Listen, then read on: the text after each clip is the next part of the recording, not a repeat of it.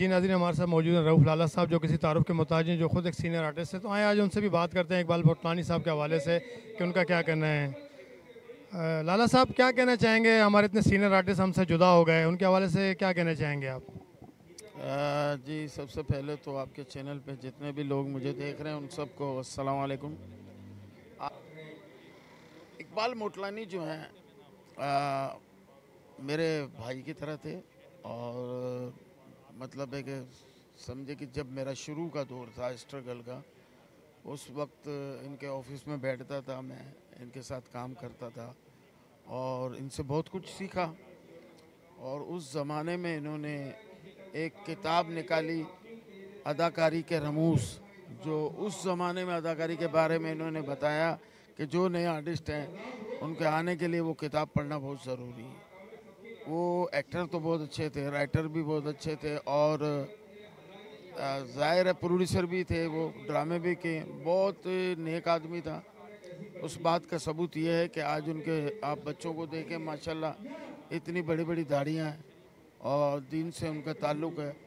तो ये बाप की तरबियत है। तो जब बाप की तरबियत से आपको अंदाज़ा हो जाएगा कि वो किस तरह के लोग। आपने कितना अर्सा उनके साथ काम किया? मैं तो जब तक वो हयात थे हम काम ही करते थे। मैं उनका पैटर्न आर्टिस्ट होता था, मुझे हमेशा लेते थे। उर्दू ड्रामा हो, मेमनी हो, मैं इनके साथ। अच्छा, क्या सीखने को मिला आपको उनसे, और उनकी कौन सी अदा थी जो आपको ज़्यादा अच्छी लगती थी और आप उसको पिक करते थे उनकी सदा को? मैंने तो देखा, मैं आपको एक बात बताऊं, आज जो कुछ भी सीखा है हमारे सीनियरों से सीखा है। इसमें इकबाल मोटलानी भी हैं, लियाकत सोल्जर भी थे, रज़ाक राजू भी थे। इन लोगों से सीखा और आज आवाम तक भी वही पहुंचा रहे हैं। और इकबाल मोटलानी का जो एक मिजाज जो था, उसको कभी कभी मैं पिक करता हूँ। जो सच्चाई, थोड़ा खामोश रहने की कोशिश करता हूँ, जिस तरह वो खामोश तबीयत आदमी थे।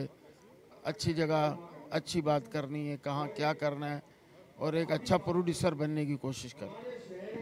बहुत शुक्रिया जी नाज़रीन, जैसे कि आपने देखा हमारे साथ मौजूद है रऊफ़ लाला साहब। बहुत अच्छी बात की इन्होंने कि हमें हमेशा उनसे सीखने को मिला है। तो मज़ीद यहाँ पर आर्टिस्ट मौजूद हैं, उनसे भी बात करते हैं। सीनियर आर्टिस्ट शहजाद रज़ा साहब मौजूद हैं, तो आए इनसे बात करते हैं। शहजाद साहब, क्या कहना चाहेंगे इकबाल साहब के हवाले से? सर, इकबाल भाई के हवाले से तो जो भी कहेगा बहुत अच्छे अल्फाज इस्तेमाल करेगा। इकबाल मोटलानी एक बड़ा पक्का नाम था और अभी भी है। गो क्यों चले गए, लेकिन अपनी यादें, अपनी सारे काम यहाँ पर हमारे लिए और सबके लिए छोड़ गए। इकबाल एक बेहतरीन इंसान था, बड़ा ह्यूमन बीन, वो एक शख्सियत था और बेहतरीन लिखने वाला, बेहतरीन एक्टर, बेहतरीन डायरेक्टर और बेहतरीन इंसान। उसने बड़ी खिदमत की लोगों की, इस शोबिस की, थिएटर की, और बहुत खिदमत के बाद उसको रिज़ल्ट, उसकी औलाद को अल्लाह ताला ने उसको दिया, वो उसका रिज़ल्ट था। और लोग उससे प्यार करते हैं, उसकी शराफत के गुण गाते हैं, उसके काम को सराहते हैं। ये उसकी वसूलियाबी थी। मैं दुआ करूँगा कि अल्लाह ताला मग़फ़िरत फ़रमाए मोटलानी की, इकबाल मोटलानी की जन्नत में आला से आला मकाम अता फ़रमाए। एक बेहतरीन इंसान था, उसके याद करना ही हमारा हमारा एक काम रह गया है और उसके लिए दुआ करना उससे भी बड़ा काम है।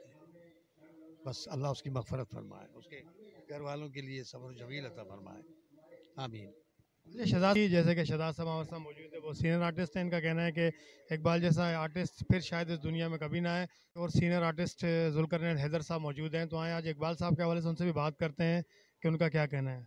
हैदर साहब, बहुत अजीम हस्ती थी जो इस दुनिया से चली गई, क्या कहना चाहेंगे आप इकबाल साहब के हवाले से? बॉस, बात ये है कि ये जो हस्तियाँ चली जाती हैं तो फिर उसके बाद जो हम कह रहे हैं तो हमारे पास कहने के लिए कुछ होता नहीं है, सिवाय इस बात के कि हम ये कहें कि हम भी सब्र करें और आप भी जो देखने वाले हैं, जो उनसे प्यार करने वाले हैं, जो उनका काम है उसको याद करके उनकी मग़फ़िरत के लिए दुआ करें। बस इस वक्त दुआ की कहा जा सकता है, और क्या कहेंगे। अच्छा हैदर साहब, कितना अर्सा काम किया आपने उनके साथ मिलके? मैंने सन भी बताया अभी, मेरा पहला ड्रामा 73 में था कराची में।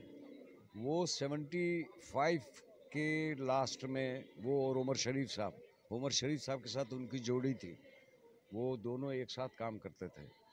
तो 75 में मुझसे साल 2 साल के बाद वो इन हुए और फिर 80 तक हम काम करते रहे। तो दोस्ती भी थी, प्यार भी था और काम भी हमने साथ किया। फिर वो कोयटा आए थे, तो कोयटा में उस वक्त एक सीरियल कर रहा था, अब क्या होगा, उसमें भी उन्होंने काम किया था।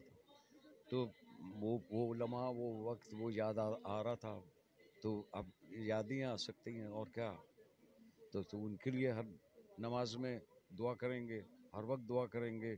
जो मौजूद नहीं है परवरदिगार सबको जवार रहमत में जगह दे, और जो मौजूद हैं अल्लाह उनको सेहत वाली ज़िंदगी दे। जी हैदर साहब, ड्रामों से हट के वो किस शख्सियत के मालिक थे? वो बागो बहार शख्सियत के मालिक थे, कॉमेडियन थे।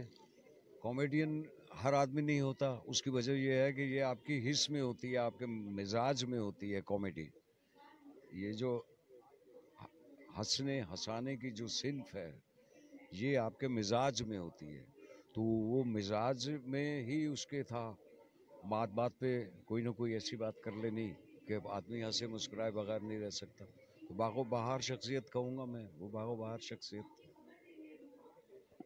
जी बहुत शुक्रिया ज़ुल्करनैन हैदर साहब ने बहुत अच्छे तासुरात दिए कि बहुत अच्छे शख्सियत के मालिक थे वो, और काफ़ी को अरसा मैंने साथ काम किया।